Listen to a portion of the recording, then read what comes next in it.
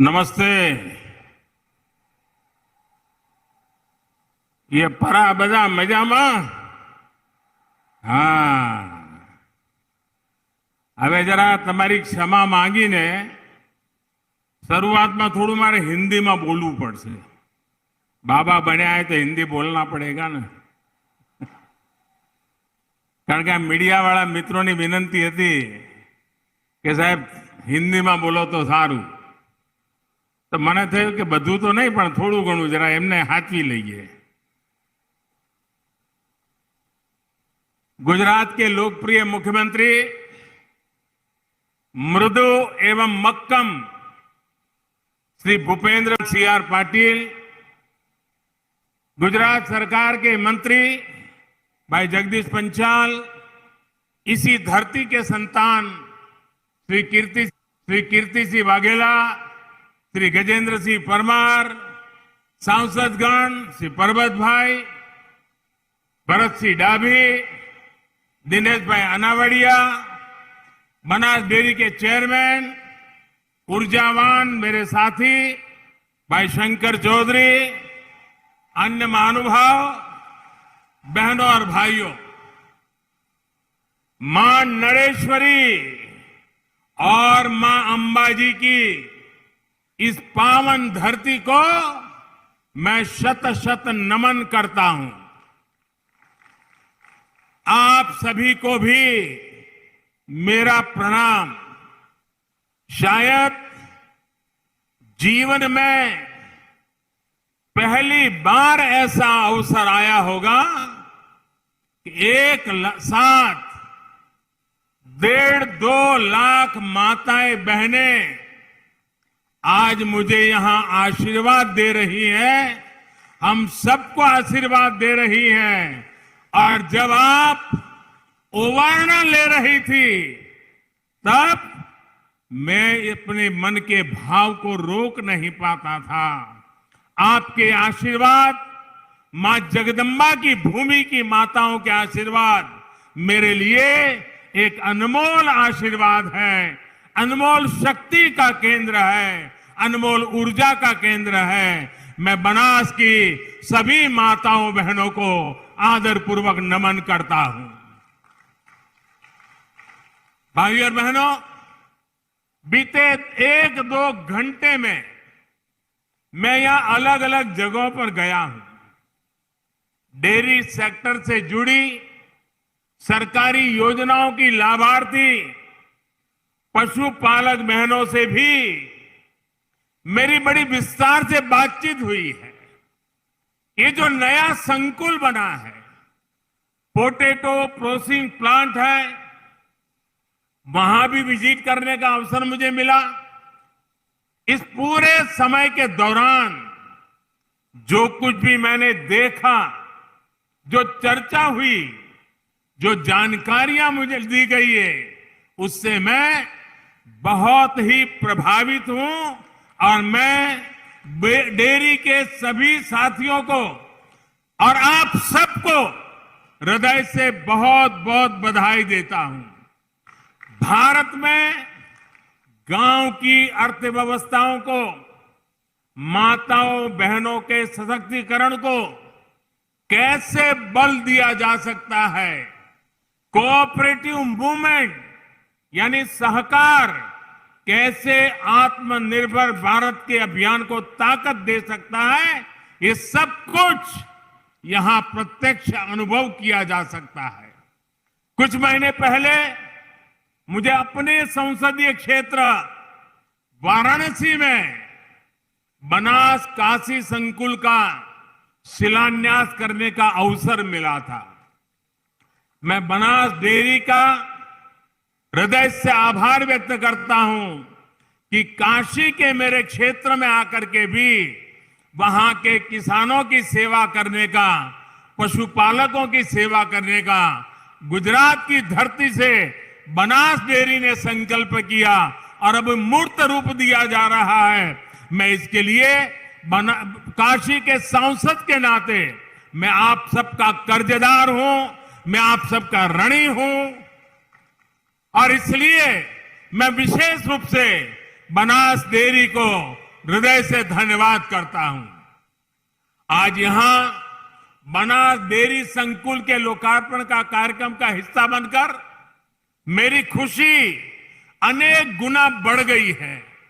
भाइयों और बहनों, आज यहां जो भी लोकार्पण और शिलान्यास किए गए हैं वो हमारी पारंपरिक ताकत के से भविष्य के निर्माण के उत्तम उदाहरण है।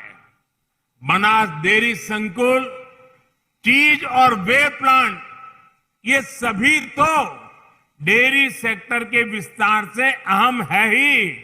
बनास डेयरी ने ये भी सिद्ध किया है कि स्थानीय किसानों की आय बढ़ाने के लिए दूसरे संसाधनों का भी उपयोग किया जा सकता है। अब बताइए, आलू और दूध का कोई लेना देना है क्या? कोई मेलजोल है क्या? लेकिन बनास डेयरी ने ये रिश्ता भी जोड़ दिया।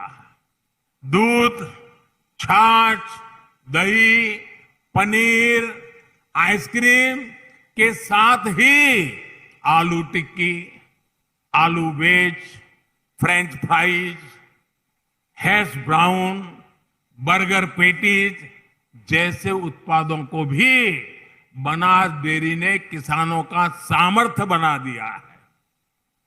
ये भारत के लोकल को ग्लोबल बनाने की दिशा में भी एक अच्छा कदम है।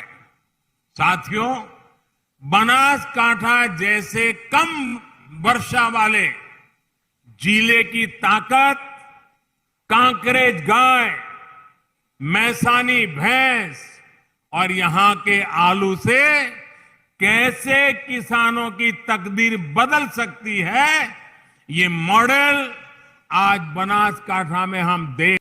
बनास डेयरी तो किसानों को आलू का उत्तम बीज भी उपलब्ध कराती है और आलू के बेहतर दाम भी देती है। इससे आलू किसानों की करोड़ों रुपए कमाई का एक नया क्षेत्र खुल गया है। और ये सिर्फ आलू तक सीमित नहीं है। मैंने लगातार स्वीट रिवॉल्यूशन की बात की है। शहद से किसानों को अतिरिक्त आय से जोड़ने का आह्वान किया है। इसको भी बनास डेयरी ने पूरी गंभीरता से अपनाया है। मुझे ये जानकर भी अच्छा लगा कि बनासकांठा की एक और ताकत यहां की मूंगफली और सरसों को लेकर भी डेयरी ने बड़ी शानदार योजना बनाई है। खाद्य तेल में आत्मनिर्भरता के लिए जो अभियान सरकार चला रही है, उसको बल देने के लिए आपकी संस्था तेल संयंत्र भी लगा रही है। ये तिलहन किसानों के लिए बहुत बड़ा प्रोत्साहन है।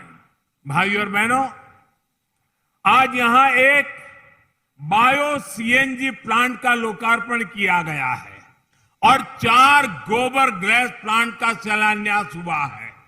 ऐसे अनेक प्लांट्स बनास डेयरी देश भर में लगाने जा रही है। ये कचरे से कंचन के सरकार के अभियान को मदद करने वाले हैं। गोबर धन के माध्यम से एक साथ कई लक्ष्य हासिल हो रहे हैं। एक तो इससे गांवों में स्वच्छता को बल मिल रहा है, दूसरा इससे पशुपालकों को गोबर का भी पैसा मिल रहा है, तीसरा गोबर से बायो सीएनजी और बिजली जैसे उत्पाद तैयार हो रहे हैं, और चौथा इस पूरी प्रक्रिया में जो जैविक खाद मिलता है उससे किसानों को बहुत मदद मिलेगी और हमारी धरती मां को बचाने में भी हम एक कदम आगे बढ़ेंगे।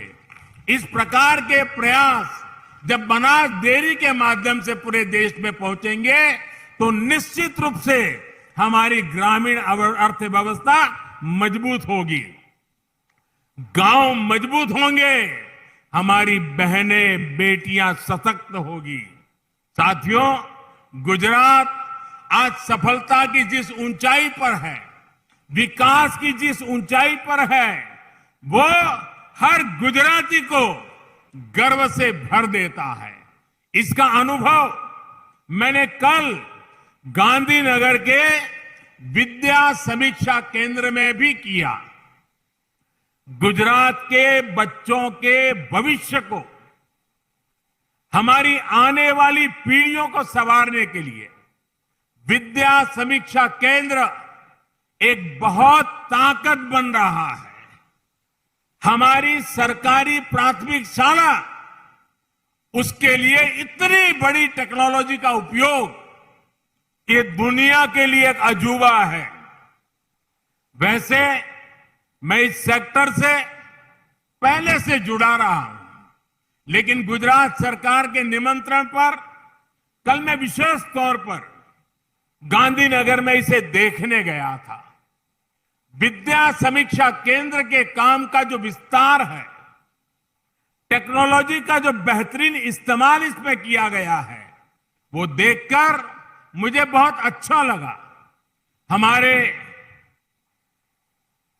लोकप्रिय मुख्यमंत्री श्री भूपेंद्र भाई के नेतृत्व में ये विद्या समीक्षा केंद्र पूरे देश को दिशा दिखाने वाला सेंटर बन गया है। आप सोचिए, पहले मुझे 1 घंटे के लिए ही वहां जाना था, लेकिन मैं वहां सारी चीजों को देखने समझने में ऐसा डूब गया कि 1 घंटे का कार्यक्रम मैं 2-2.5 घंटे तक वहीं चिपका रहा। इतना मुझे उसमें रुचि बढ़ गई। मैंने स्कूल के बच्चों से, शिक्षकों से काफी विस्तार से बातें भी की। बहुत से बच्चे अलग अलग स्थानों से भी जुड़े थे। दक्षिण गुजरात, उत्तर गुजरात, कच्छ, सौराष्ट्र। आज ये विद्या समीक्षा केंद्र गुजरात के 54,000 से ज्यादा स्कूलों से 4.5 लाख से ज्यादा शिक्षक और 1.5 करोड़ से ज्यादा विद्यार्थियों की एक जीती जागती ऊर्जा का, ताकत का केंद्र बन गया है। इस केंद्र को artificial intelligence, machine learning, big data analysis, ऐसी आधुनिक सुविधा से सुसज्जित किया गया है। विद्या समीक्षा केंद्र हर साल 500 करोड़ डेटा सेट का विश्लेषण करता है। इसमें असेसमेंट टेस्ट, सत्र के अंत में परीक्षा, स्कूल की मान्यता, बच्चों और शिक्षकों की उपस्थिति से जुड़े कार्यों को किया जाता है। पूरे प्रदेश के स्कूल में एक तरह का टाइम टेबल, प्रश्न पत्र, चेकिंग, इन सब में भी विद्या समीक्षा केंद्र की बड़ी भूमिका है। इस सेंटर की वजह से स्कूलों में बच्चों की उपस्थिति 26% तक बढ़ गई है। शिक्षा के क्षेत्र में यह आधुनिक केंद्र पूरे देश में बड़े परिवर्तन ला सकता है। मैं भारत सरकार के संबंधित मंत्रालयों और अधिकारियों से भी कहूंगा कि विद्या समीक्षा केंद्र का अवश्य अध्ययन करें।